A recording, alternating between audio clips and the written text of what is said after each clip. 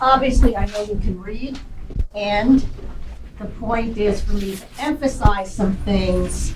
I'll let you know where I am, and you can take notes, ask as many questions you want.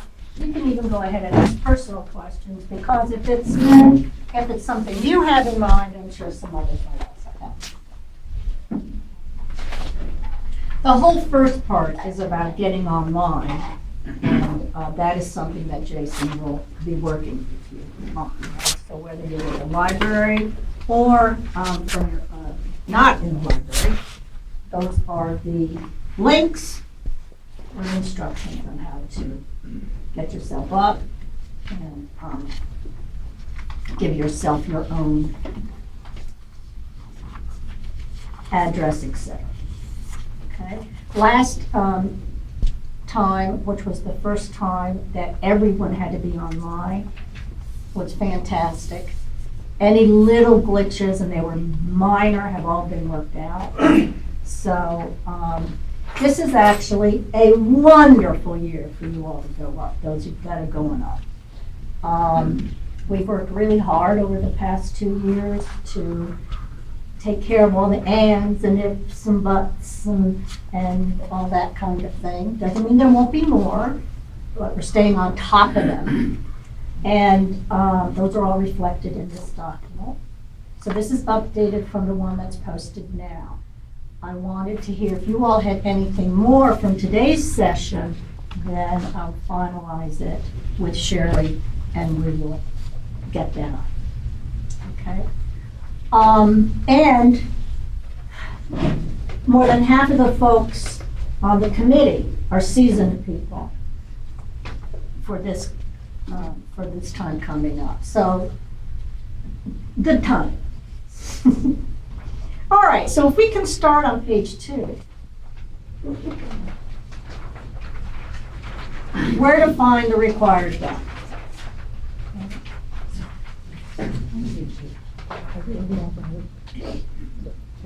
Now, as you all, hopefully everyone in this room knows, when you go online, everything is in the left-hand column. You click it, it takes you to the blank page.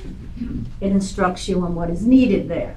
So if you hit the section on administration, I think, I forget what it is, it will tell you that, all right, here's where you're going to put your application form. We will have posted the application form required, and you choose the one that fits you. Promotion to associate professor with tenure, promotion to associate professor, etc. All right? You will also have a slot there for you to upload your letter from when you were hired. That has gotten very important since some folks have been given time if they're coming from another university where they did a lot of time. So we need to know that to be able to see that. Now, your application should include the following letters of recommendation. So those are spelled out. A couple of years ago, we started with the having the letter of recommendation from someone from the outside. So you want to make sure that that has been all planned for. Okay? Any questions? Great. Then on number 2, on page 3, at the very top, it starts talking about scholarship. And the main point to remember there is make sure you post your school's or department's guidelines, because we're going to go right to that, open it up, and compare it to what you've got. Yeah?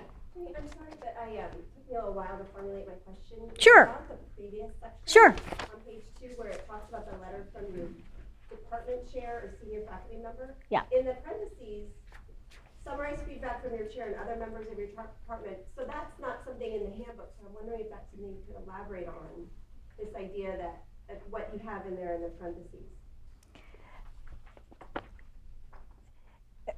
It is the expectation that your chair is going to talk to other people in terms of collecting data and putting it in the letter. That is what that is implying. Mm-hmm. Okay. Do we have any sense that that is what chairs are actually doing? They've been told to that they should be doing that. Doesn't mean that we can guarantee that they are. But they know that that's their the expertise. thing, yeah. Now, I had this exact conversation, almost exact, with the deans at the end of doing the last groupings. So all this kind of stuff came up. But you can ask, keep asking. If you've had more than one dean Yes, or more than one chair, yes, is it okay to get letters from both? absolutely. Yep. Library will have a chair. I mean, if the person is already chair, like we call the service group leader, so we don't have a chair in the library except. Yes, it would be that person. But the person it is already a service group leader. There's nobody It's except the dean.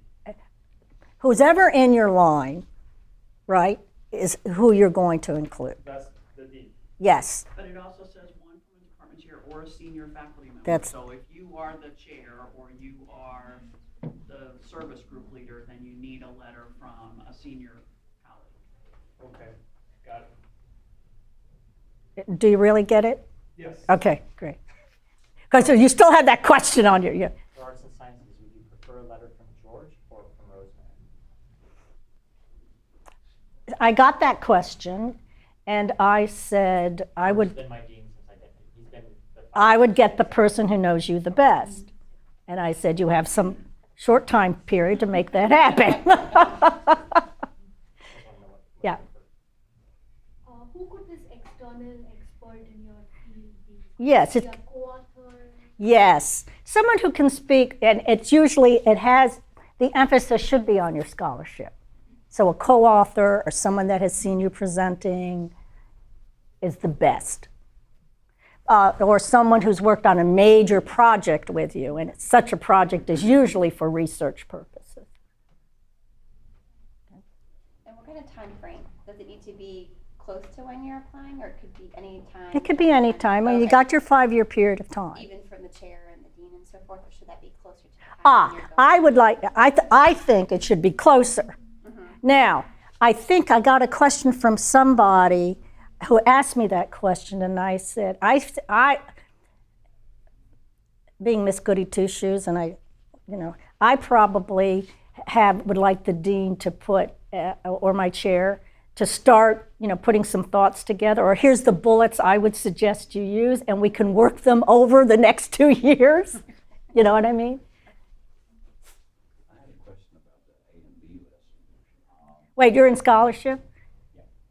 Do we have anything more on the letters of recommendation? That's okay. Yeah, This might be a really dumb question. no dumb. But I do a lot of research in the community, and I collaborate with colleagues who don't have PhDs, they have JDs. Do they have to have a PhD? No, that's terminal degree, right? See, I've got my backup over here. She gets emails at 11 p.m. and she answers them. All right. Now and not that you can't go back if another question comes to mind, but let's move to scholarship.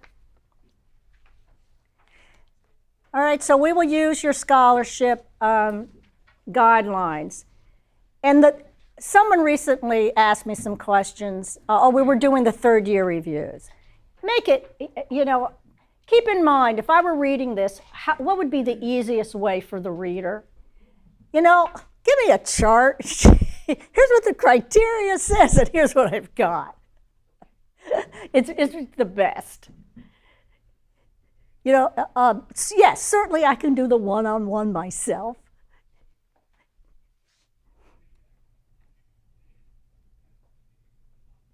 Now, for those of you that are not going up, you're just sort of collecting this all in your mind, you may hear and you may be having some conversations at your schools on this notion of there's a lot of folks out there now saying that they will publish your work for you if you pay them $7,000.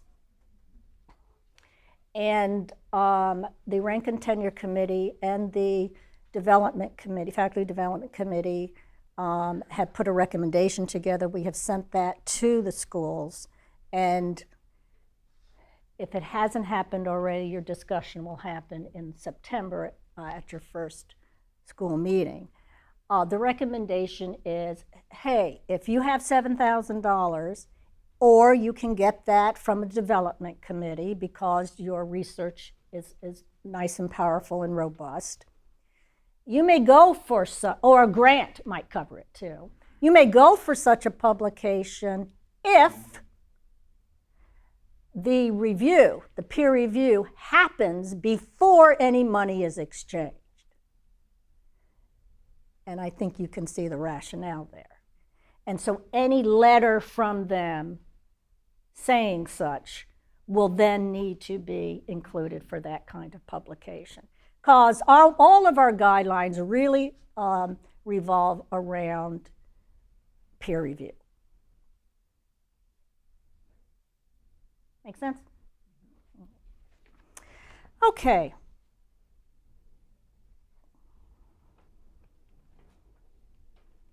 Judy, I have a question.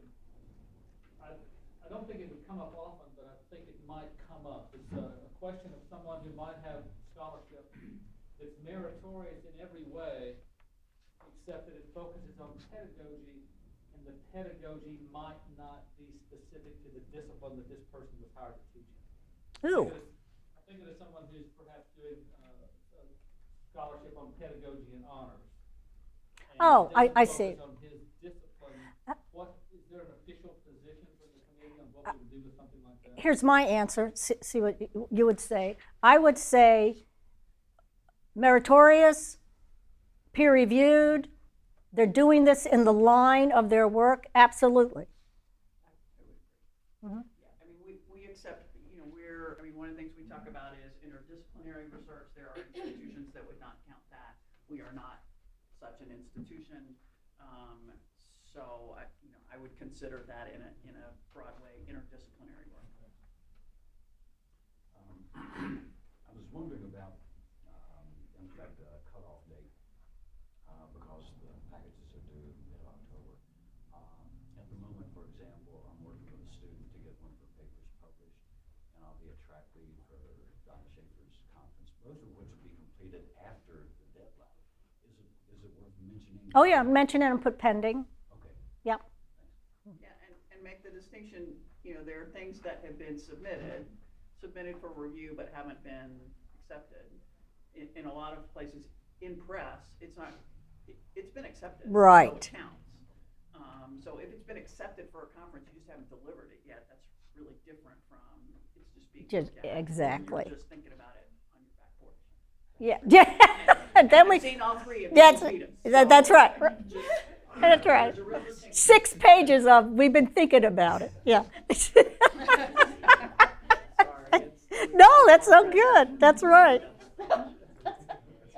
By the way, I reference in here that the evaluation sheet we use, which is also posted, follows the online document. At this point in time, you might see some discrepancies. I'll be cleaning that up this summer. That what's online is totally 100% correct, in line with the handbook. The evaluation sheet has been morphed over the years and no one's looked at it for a while, so I'll be cleaning that up. Do you understand what? Okay. All righty. Directions for keeping are embedded, yep. And the required sections, okay, the teaching portfolio, that's all outlined also. Now, this comes a little later, but I'll mention it now. And this is where the hyperlink of your attachment is important. You will find yourself, as you probably already have started, that you're going to be referring to some of the same documents again and again and again. So if you just have a hyperlink, you keep putting it in there, you're not attaching it again and again and again to all those different places. So just hyperlink it, and then all you have to do is refer to it. And as Jason mentioned, he has like 3 different videos that he will share with you on how to hyperlink. Okay? Okie dokie. little word of caution there.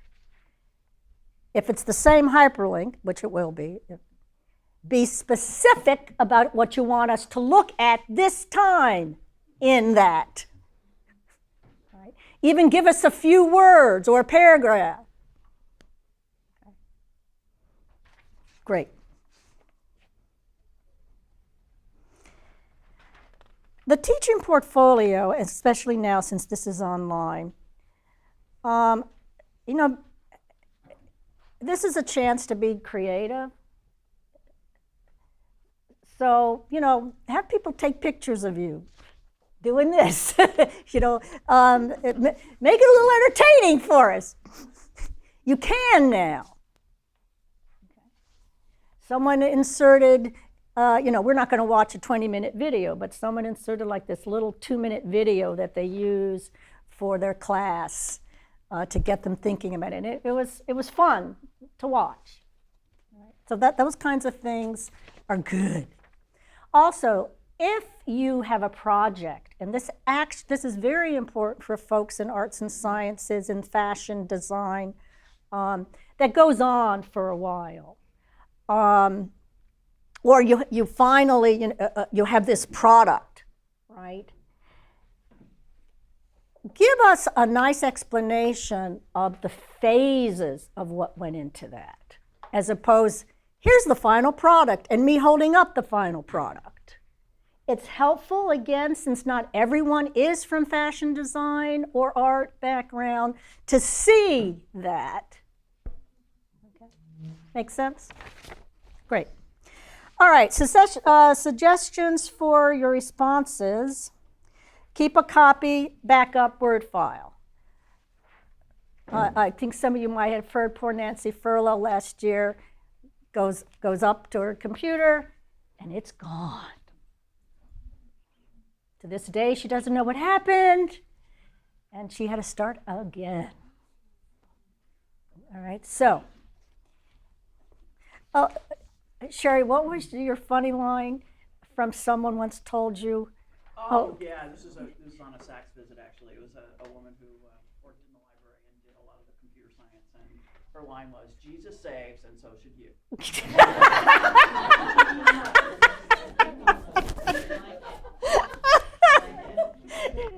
Apropos for this school. Okay.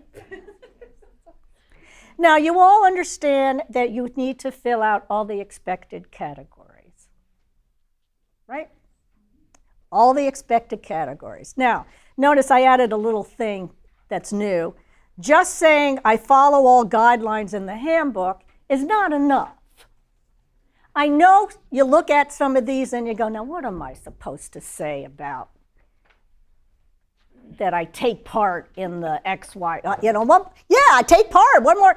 I don't know, all right? Get more reflective answers. Shh. All right. Now, you understand for the outstanding areas that you don't have to do all of them. You put NA by those that you are not addressing, and you need to sit back and show that out of 2 of them, right, that are very powerful. Now, this for you all going up for associate tenure, all right, that would only be for scholarship and teaching. Service is only for if you're going up for full professor. So service is only for expected. Now, if some of you have some service things that you go, this is pretty outstanding, just throw it into the expected. You'll worry about that 5 years later when you're going up for full promotion. Yes, you could pull some stuff out. Questions? I saw a hand go up. Can you clarify? I'm not sure that I understand exactly. Going from assistant to associate with tenure, we're not expected to achieve outstanding levels of performance in any of the 3. Oh, no. Let's start again. Out. Teaching and in scholarship. Across the board, or just a few of the categories? All right, let's start again. Okay. Teaching. You must have all expected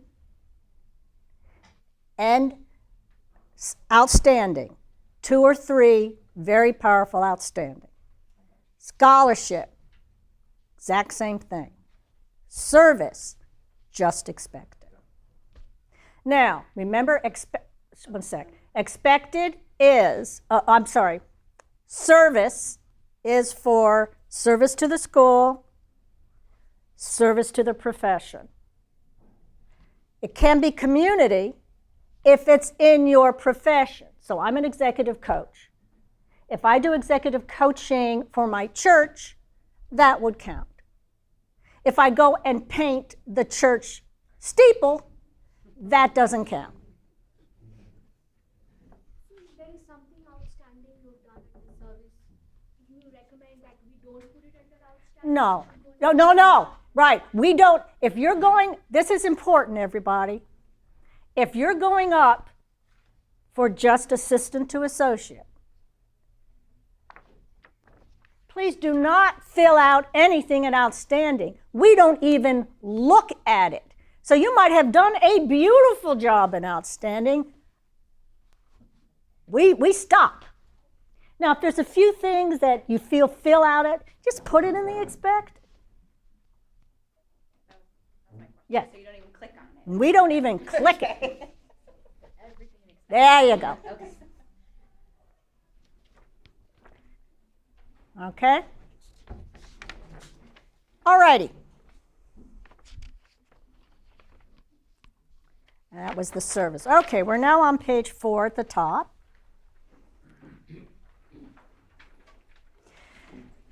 You know, how much is too much? How much is too little? We're looking for reflective thoughts. You put some thought into this. All right. Here's a tip for something we found in doing the third year reviews. When you're sharing something with us like, here's how I show that I am using new material, or any of those things, they're mostly under expected of teaching. Show us the line of sight. Say, so as you can see, hyperlink, or you can put it right there. Here's what it says in the syllabus. Here's the objective it supports. Here's the new material I put in. And here's a sample of what the student did. Line of sight. Don't just say, oh, I used all the following cool things. Whiteboard, blah, blah, blah, blah, blah, blah, blah, blah. You know, well, good for you. What was the impact? What did you really do with it? Make sense? Now let's say you did 7 marvelous things. Take 3 and give me a line of sight. Not all of us. I'm talking about the generic we, rank and tenure. Does that make sense? Now, please note the last sentence in that first bullet. You can review sample rank and tenure submissions. I'm getting the yeses right now, this moment, as we speak, from 4 people who went up last year and were very, very good. And so I would say starting tomorrow, what you would do is you would go to rank and tenure on Blackboard, go to the rank and tenure file, and you will now see a file that says sample online. Okay, and you'll see 3 or 4 of them there. So that should be nice. Okay, the next point is just making the big point about the hyperlink. And again, you know, give us the title page and a couple of maybe the first, second page of a article or book. Do not upload the entire book or the entire article. Show us the table of contents and the blurb for you being a presenter somewhere. And maybe in the portfolio, your picture. Okay. All that makes sense?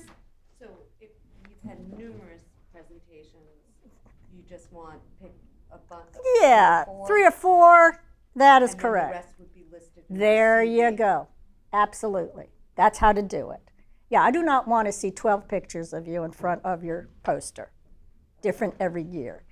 I would like to see the list, and then please see the following link and note, for these 3, or something like that. Okay. Okay. Make sense, everyone? Yeah. I'm sorry, when you're talking about a picture, are you actually talking about a picture from the conference? Yeah. We're required to do that? You're not required. I'm giving that as an example. I just want to verify. Thank you. Yes. Hey, this summer, you're all going to be standing in front of something and taking a picture.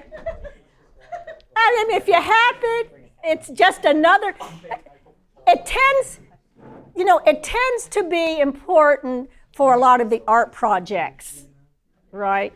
However, if you're giving a poster presentation, it could still be on biology.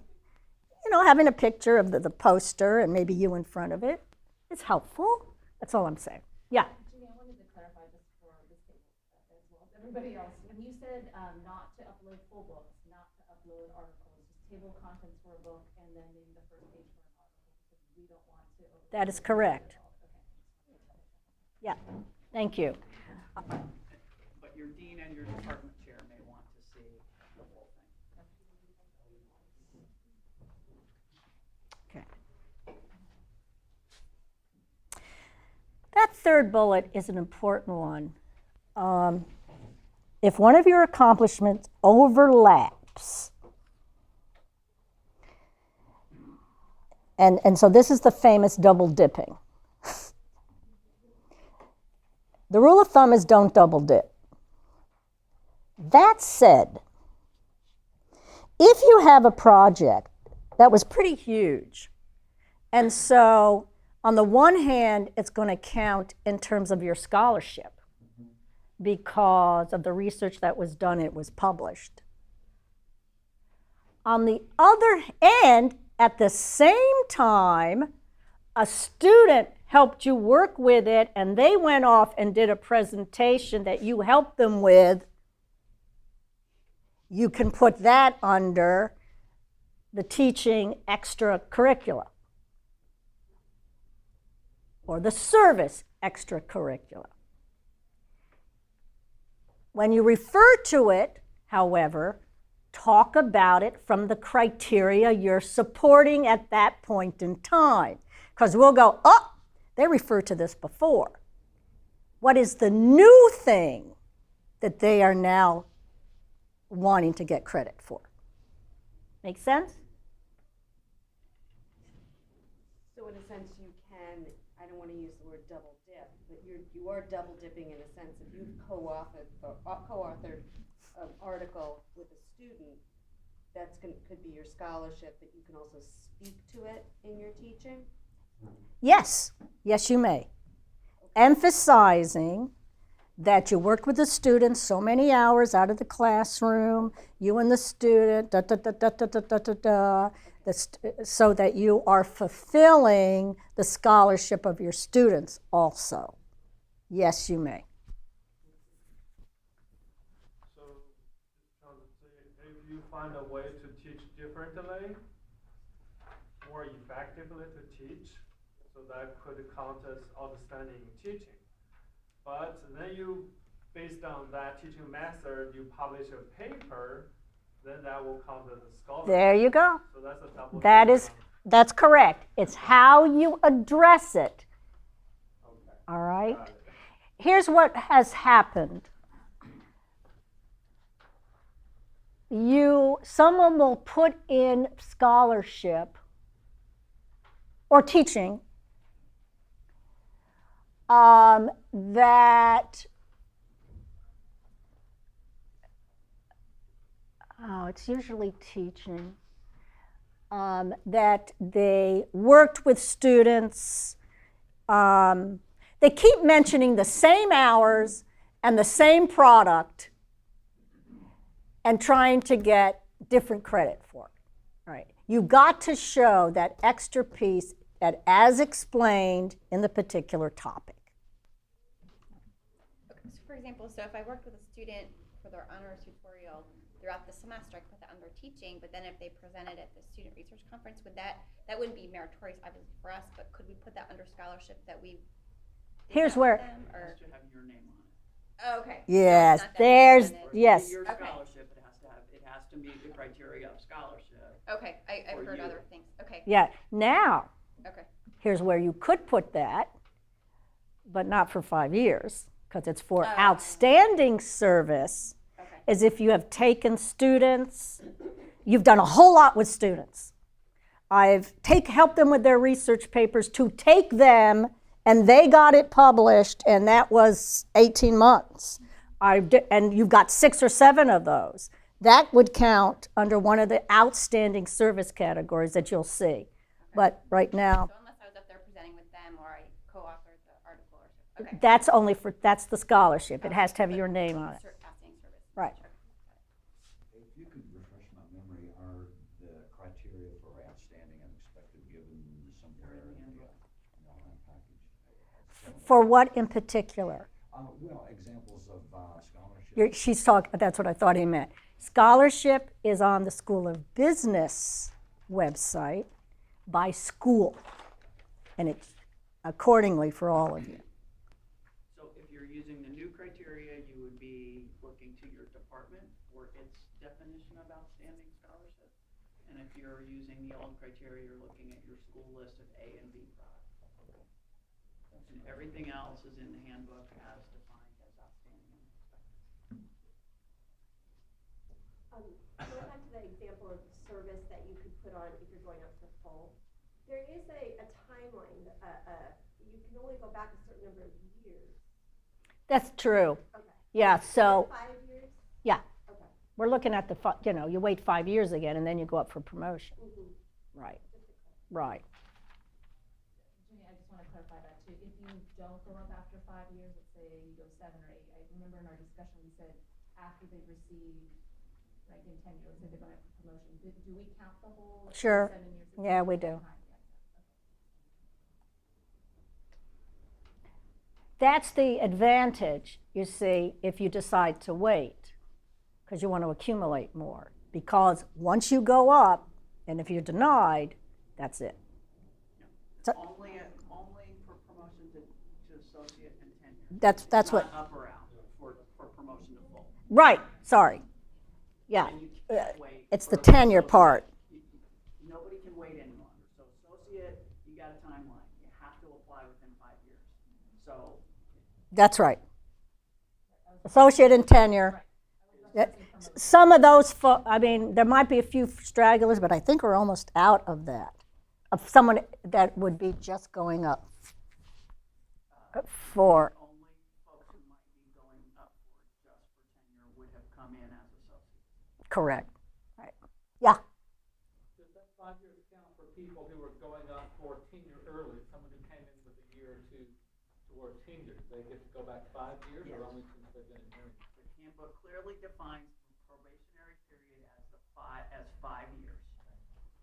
And the expectation is that folks so you can go back, if you've been here for 3, you can go back the 2 before that. But there is also an expectation of ongoing productivity. So if it's all in the first 2 years before you got here, that's a problem. Point of clarification, Sherry, thank you. These folks, they go up and they get a associate with tenure, right? For them now to go for promotion, do they wait a full 5 years or Yes, you must wait? be 5 years in rank. Okay. So it's parallel to the application for associate. You've completed 5 years in rank and you apply in your 6th year. So you must have completed 5 years in rank at the associate level and would apply for promotion to full professor in your 6th year as an associate. So just follow up on the waiving in a year, so we can count the time prior to Marymount? Okay. Or how would you? You should look at count? your appointment letter. Your appointment letter will articulate when you are going up for tenure and promotion, and count back 5 years from that. So anything 5 years from that date back can be included, whether it was here or somewhere else. And does that even, I got this question recently, does that even include service? So service to some. So I think I would argue service, it could be service to the profession. Right. Or service to the community. Right. It can't really be service to To the another university. Or somebody else. Right. So, but if you were engaged in, let's say you chaired a conference in your discipline, and you did that before you got here, that's service to the profession, and it's one of the things that we would count. If you had done a community-based research project, and it was service to the community, so the only thing I wouldn't say would count would be, I was on the curriculum committee of my other institute. Right. Now, that's only when that is in your letter, right? So how do you handle student evaluations? Just, I know it's not They laid don't out, look but at it's 3 years. summarized. You don't look at 5 years of evaluations, do you? It's just summarized basically. Well, here's what we have suggested, and I think I put it in here this time.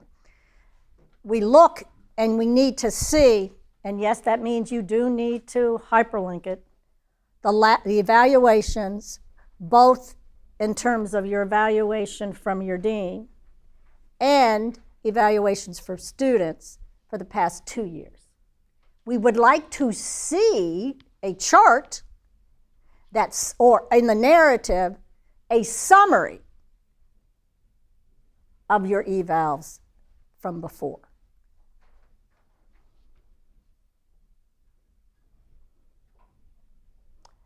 Why do we want that? We want to see that you have taken to heart the feedback you got, and now your evals are better because of it.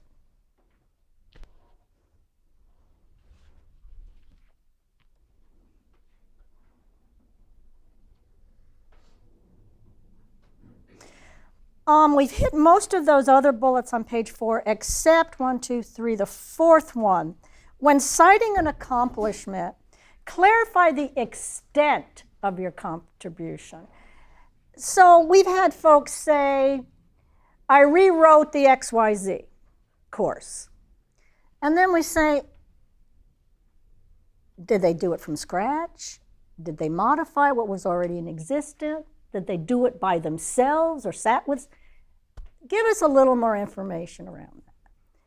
I mean, there's a difference between creating a new course from scratch and updating a course. You get credit, it's how robust is the work. So including maybe the old syllabus to compare? You can. Okay. We would be happy with, so the updating include, in the old syllabus there were these kinds of things, and the new syllabus, which hyperlink, and now I see the new one. So yes, you can give me the old and the new. I would like you to just stipulate it in the narrative. But if it was major changes, then maybe. Yes, both would be, Okay, yeah, okay. yeah.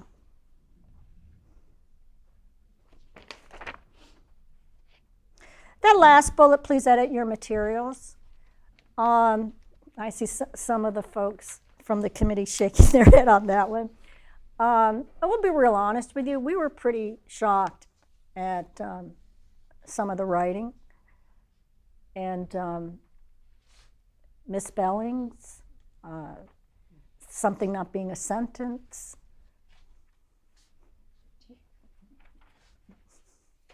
All right. That whole middle part on the portfolio was that bit I was sharing with you about bring it to life, So if you happen to have a picture, great. If there's something interesting from one of your lessons, of this video that this person had put together to teach something important was great to put there. This is where you can put letters from students. all right? Those can't count in terms of your evaluation, in terms of telling us what a great teacher you are. But now you can put them in this portfolio, and we get some wonderful letters, right? So save those and put those in. I would also suggest, I started doing this for this following reason. You know how we're now getting evaluations on our advising, and how, I don't know if this is true for you, but I have very few students who fill out that eval. And I go, damn it, I did some good advising. So I now personally ask, you know, so was this of value? Write me a note, will ya?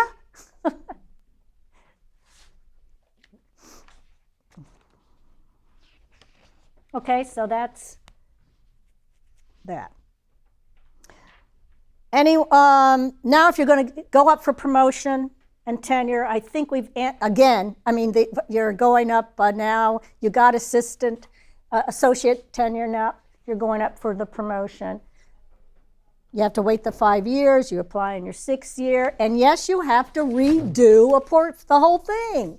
You don't just hand in the old one and make a few minor changes. Okay? All right, schedule. So you all are aware, especially those of you that already have started, that no one can get into your portfolio unless you give us permission. And so that means this. In that first submission to those of us on the committee, it is only those of us on the committee. No one else sees that. Or can they get into it? Okay? When it's now time to transfer that to the provost and the president, you will get an email from the chair. Please now allow them to have access. So each time you know who is looking at your portfolio. Okay? So, you know, this gives you when to submit it, when to sit down with your dean, when to have it finally finalized and send it to the whole committee. The chair monitors all activity. So like what I did is I went in on a schedule of my own to double check, you know, who is going in and when.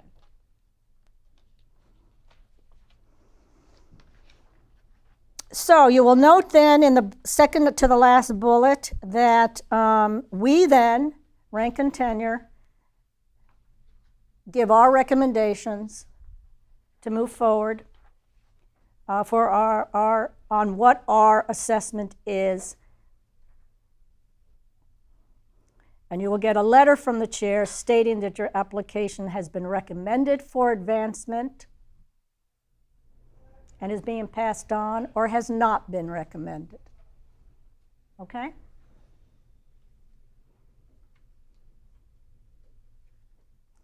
Then the provost, vice president, and vice president of academic affairs, a double title there. Yeah, I know. Looks at them, makes his or her own assessment, working with the president, which they then take to the board. And you will hear about that decision by May 1.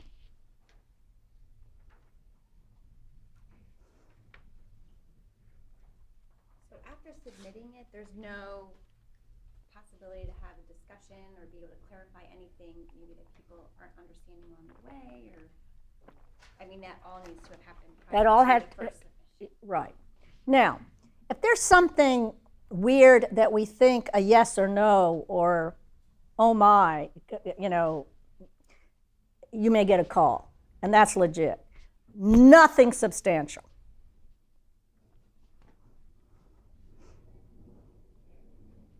Do you have a copy? And that's it, guys. The next is third year review. Do you want me to go through that? Yeah. Can I step away from the detail for a minute and just sort of Yes, you may. And there's a few people who want me to cover third review, which I will do after Sherry. So you've heard a lot about the detail. You've talked a lot about, you know, do I put in a picture? How do I write this?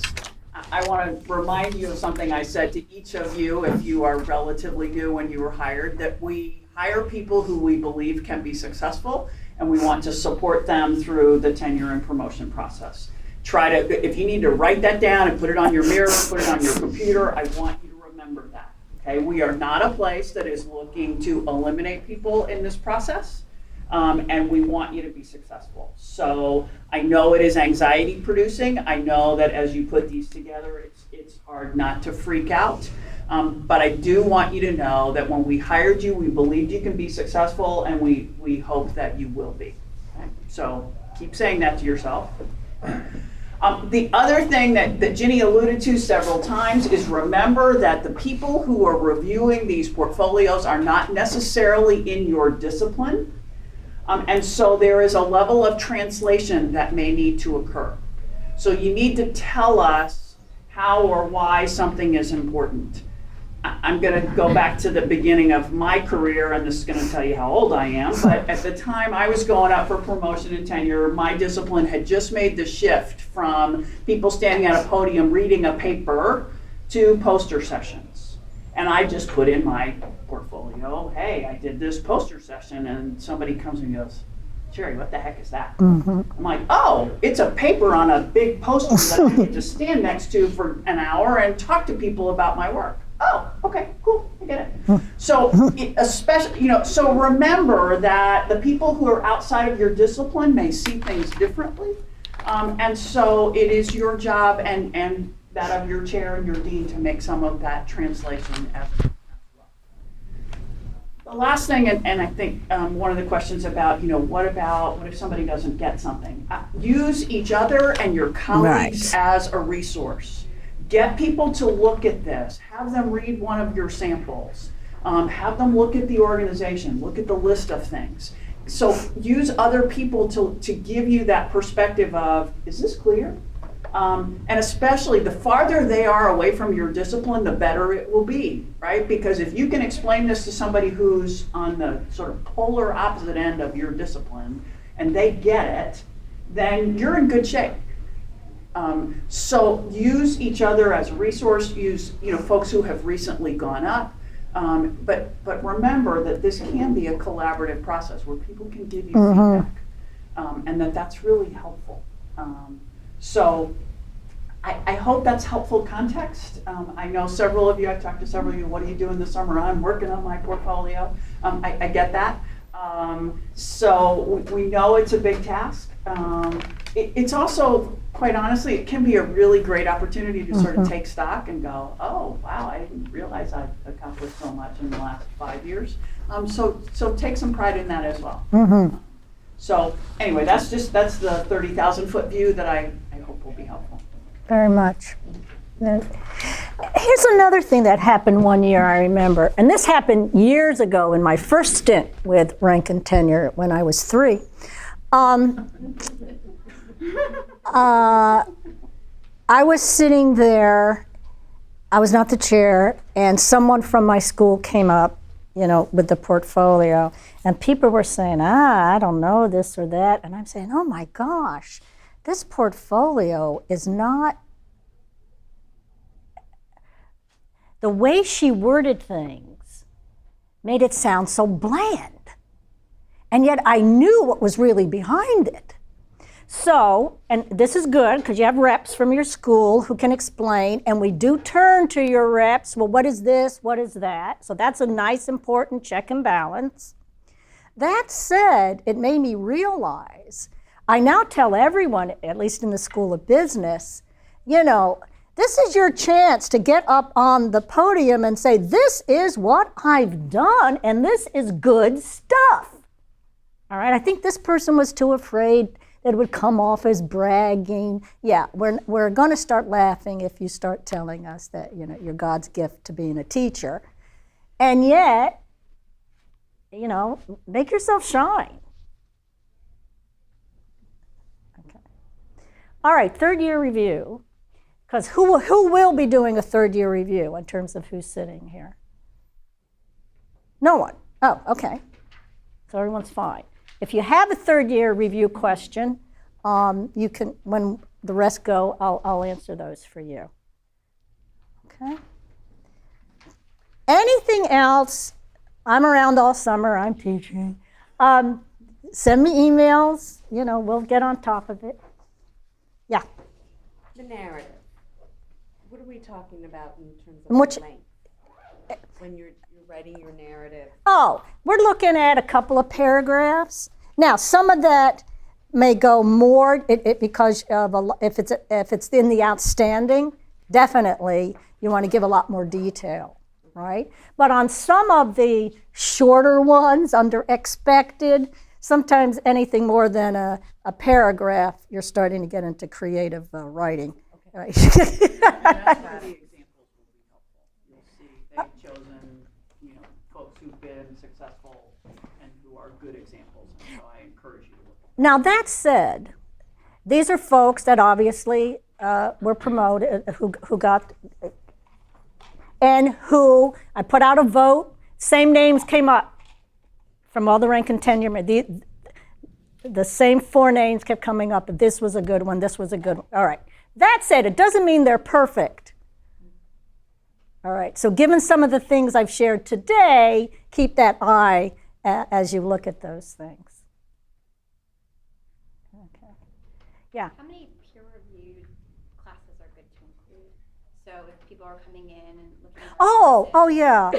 I think I would be looking, well, since we only formally put this in a year or so ago, I would expect the preponderance of them would be in your last 2 years. In the future, we would like to see them spread out over the 5 years. That's not going to be possible for some of you. So, at the very least 2, and 3 or 4 would be grand. And remember, they can be different kinds. It could be that a peer came in one time. Sometimes you can have someone from the center come in as another time. You could have actually done an exchange with someone and then given feedback to one another. Right? It doesn't have to be the same thing every single time.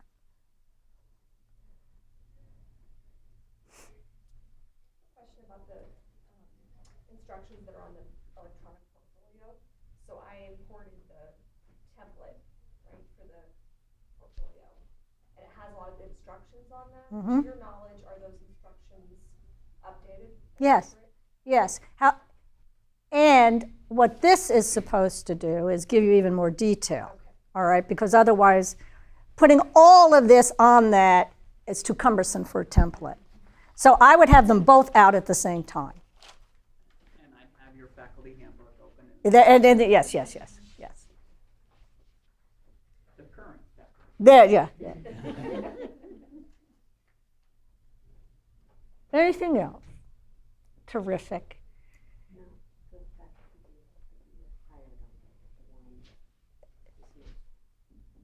That is correct. The most current faculty handbook. The most current. Right? Because the most current process that would be relevant is actually in the current handbook, and that is you may use the old scholarship criteria or you may use the new ones. and Everything else, current faculty handbook.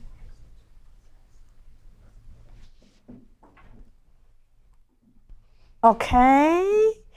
And so when I said it's a good year to go up because we've crossed all the T's and dotted the I's in a way that has never been before, that is meant to, the good news there is a lot of the areas where people got confused or felt that, oh, wait a minute, that was never clear, so how were we supposed to know? We've taken care of, I can't, some surprising things come up sometimes, but boy, we have really diligently done that. What it has done is now that the infrastructure is so strong in a way that I think it's never have been before, the discussions at the rank and tenure are much more meaningful than they ever have been before. Because now we're not going, well, all right, was it right there? And then what's in the handbook? And We're not doing any of that anymore. We know that's been taken. So now we're really concentrating on the materials in a way. And that's good. Maybe some folks might see that as, oh no. No, but it's good because they're very rich and nice discussions. All righty. Thanks, everybody. Good questions.